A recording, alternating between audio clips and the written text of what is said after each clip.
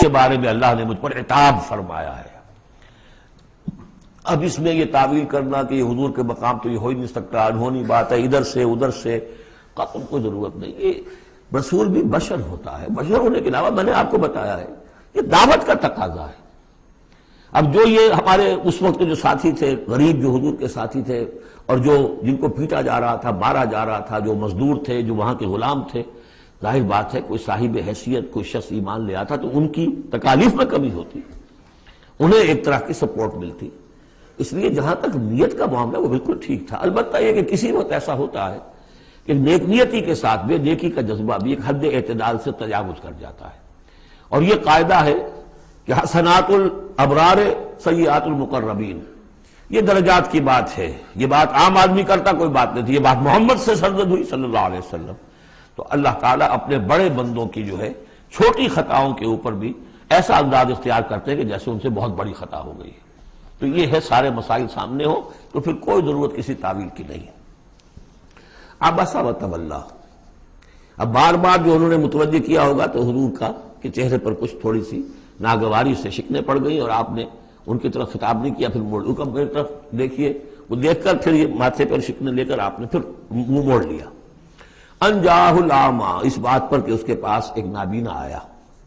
وما یدریک لعلہ یزکی، اے نبی آپ کو کیا معلوم کہ اسے وہ تزکیہ حاصل کرتا، وہ بلند مقامات آپ کی گفتگو سے استفادہ کر کے اپنے درجات بلند کرتا، اور یذکر فتنفعہ الذکریٰ، یا یہ کہ وہ نصیحت اخذ کرتا اسے وہ نصیحت مفید ہوتی۔ اما من استغنی، آپ کا معاملہ یہ ہے کہ جو مستغنی ہے، سننے کو تیار نہیں ہے، فانت لہ تصدی، تو آپ ان کے فکر میں رہتے ہیں، آپ ان کے پیچھے اپنے آپ کو ہلکان کرتے ہیں۔ یہ لوگ جو ہیں یہ تو آپ کی بات سننے کو تیار نہیں ہے۔ وما علیک الا یزکی، اور اگر وہ پاکی اختیار نہیں کرتے تو آپ کے اوپر کوئی الزام نہیں، آپ سے پوچھ گچھ نہیں ہوگی۔ واما من جاءک یسعی، اور وہ کہ جو آیا ہے آپ کے پاس دوڑ کر چل کر آیا ہے، بھاگ کر آیا ہے، وہو یخشی، اس کے دل میں خشیت بھی ہے، فانت عنہ تلہی، تو آپ اس سے کچھ استغنا اور تغافل برت رہے ہیں۔ کلا، ایسا نہ کیجیے، انہا تذکرہ، یہ قرآن تو ایک یاد دہانی ہے، فمن شاء ذکرہ، جو چاہے اس سے نصیحت اخذ کر لے۔ ابو جہل نہیں کرتا دفع ہو، ابو لہب نہیں کرتا دفع ہو، جو کرنا چاہتے ہیں آپ کی توجہ ادھر ہونی چاہیے۔ جیسے سورہ کہف کے اندر آیا، وَاصْبِرْ نَفْسَكَ مَعَ الَّذِينَ يَدْعُونَ رَبَّهُمْ بِالْغَدَاةِ وَالْعَشِيِّ يُرِيدُونَ وَجْهَهُ وَلَا تَعْدُ عَيْنَاكَ عَنْهُمْ تُرِيدُ زِينَةَ الْحَيَاةِ الدُّنْيَا وَلَا تُطِعْ مَنْ أَغْفَلْنَا قَلْبَهُ عَنْ ذِكْرِنَا وَاتَّبَعَ هَوَاهُ وَكَانَ أَمْرُهُ فُرُطًا۔ تو یہ مختلف مواقع پر یہ بات آئی ہے، لیکن ظاہر بات ہے کہ حضور معاذ اللہ ثم معاذ اللہ ثم معاذ اللہ کسی ذاتی غرض کی وجہ سے تو نہیں، اور یہ ہمیشہ ہوگا دعوتوں میں، تحریکوں میں۔ ظاہر بات ہے ہر سطح کے لوگ ہوتے ہیں، اب جو بھی داعی کوئی ہے، کوئی کسی جماعت کا امیر ہے، اب اس کا وہی ہوگا، اور وہ چونکہ ایک کمپلشن ہے کہ جو لوگ معاشرے میں زیادہ مؤثر ہیں، صاحب حیثیت ہیں، ان کا ایمان لے آنا، ان کا ساتھ آ جانا، کسی تحریک میں شامل ہو جانا، وہ اس تحریک کے لیے، اپنے لیے نہیں، ذات کے لیے نہیں، اس تحریک کے لیے، اس دعوت کے لیے، اس مقصد کے لیے یقیناً مفید رہے گا۔ اس حوالے سے معاملہ رہے گا، اور اس میں یقیناً پھر ایسا ہوتا ہے کہ دوسرے طبقات کے لوگ جو ہیں وہ پھر اسے محسوس کرتے ہیں، مغایرت سی ہو جاتی ہے۔ تو یہ در حقیقت دنیا میں بھی یوں سمجھیے کہ ہر اعتبار سے یہ پل سرات جسے ہم کہتے ہیں کہ اس کو بال سے زیادہ باریک اور تلوار کی دھار سے زیادہ تیز ہوگی، وہ دنیا میں بھی ہے۔ دو انتہاؤں کا معاملہ ہر وقت رہتا ہے۔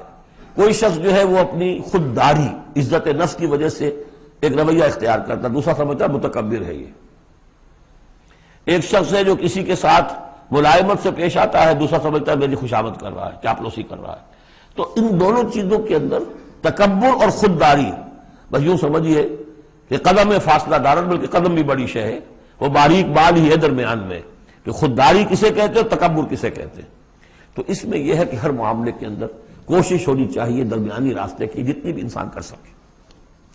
یہاں جس شان کے ساتھ قرآن کا ذکر ہوا ہے کہ اس قرآن مجید کو بھی آپ اپنا جس طریقے سے اپنی فرض رسالت کی ادائیگی کے لیے جس طرح آپ اپنے آپ کو ہلکان کر رہے ہیں، اس میں ایک پہلو اور بھی ہے، اس قرآن کی بھی توہین ہو رہی ہے۔ اس قرآن کو بھی لیے آپ پھر رہے ہیں، ان کو دے رہے ہیں، پڑھو اور سنو اور سمجھو، پھر میں سناتا ہوں، پھر سناتا ہوں۔ کلا انہا تذکرہ فمن شاء ذکرہ، نہیں، یہ تو ایک نصیحت ہے، جو چاہے اخذ کرے، جو نہیں کرنا چاہتا دفع ہو. فی صحف مکرمۃ، اور یہ قرآن اصل میں تو ہے بڑے باعزت صحیفوں میں، بلکہ یہ چوتھا مقام آ گیا، اگرچہ یہاں پہ لفظ نہیں آیا ہے وہ، جیسے کہ ہم پڑھ چکے ہیں حوامیم کے سلسلے میں. یہ قرآن کہاں ہے؟ وَإِنَّهُ فِي أُمِّ الْكِتَابِ لَدَيْنَا لَعَلِيٌّ حَكِيمٌ، یہ تو ام الکتاب کے اندر ہے جو ہمارے پاس ہے اور بڑے بلند مقام پر ہے. اور سورہ واقعہ میں ہم پڑھ چکے ہیں یہ قرآن کہاں ہے؟ فی کتاب مکنون لا یمسہ الا المطہرون، یہ تو چھپی ہوئی کتاب میں ہے، مخفی کتاب میں ہے، اسے چھو ہی نہیں سکتے مگر صرف وہی جو نہایت پاک باز ہیں. کون ہے نہایت پاک باز؟ فرشتے ہیں. ان کے ساتھ نفس امارہ ہے ہی نہیں، ان کے ساتھ وہ عالم خلق کا کوئی تقاضا ہے ہی نہیں. وہی ہے کہ جو اس کے وہاں پر جو ہے ان کے سامنے وہی لکھنے والے، یہ آ جائے گا لکھنے والے، آگے چل کر آئے گا. وہ یہ قرآن کہاں ہے؟ بل ہوا قرآن مجید فی لوح محفوظ، تو لوح محفوظ، کتاب مکنون، ام الکتاب. اصل قرآن وہاں، جیسا کہ بارہا میں نے کہا، یہ تو قرآن کی مصدقہ نقول ہے جو اللہ نے ہمیں فراہم کر دی. اصل قرآن وہاں ہے، اسی کا تذکرہ یہاں ہو رہا ہے. فی صحف مکرمۃ، وہ ام الکتاب جو ہے وہ تو بڑے مکرم، بڑے معزز باعزت ورقوں میں ہے. مرفوعہ، بلند و بالا، مطہرہ، نہایت پاک، بے ایدی سفرۃ، وہ ان کے ہاتھوں میں ہے، لکھنے والے فرشتے. وہاں سے نقلیں تیار کر کر کے بھی تو آخر بھیج رہے ہیں نا وہ. بے ایدی سفرۃ کرام بررہ، اور وہ خود بھی بڑے باعزت ہیں، بڑے نیک ہیں. تو یہ ہے قرآن مجید کا مقام. تو آپ اس قرآن مجید کے ساتھ بھی اس کے مقام کو سمجھتے ہوئے معاملہ کیجئے. جو اس کی توہین کرتا ہے اسے دفع کیجئے، اس کو منہ نہ لگائیے. اور آپ تو اپنے آپ کو جو بھی آپ کے پاس چل کر آئے اور جو واقعتاً طالب ہو ہدایت کے اور نیکی کے اور تقویٰ کے، ان پر توجہ دیجئے. قتل الانسان ما اکفرہ، ہلاک ہو جائے یہ انسان کس قدر یہ ناشکرا ہے. من ای شیء خلقہ، کبھی سوچے یہ اللہ نے اسے کس چیز سے پیدا کیا ہے. من نطفہ، ایک بوند سے. خلقہ، اسے بنایا. فقدرہ، اس کا ایک اندازہ مقرر کر دیا. دیکھیے ہر انسان کا ایک اندازہ ہے، شاکلہ.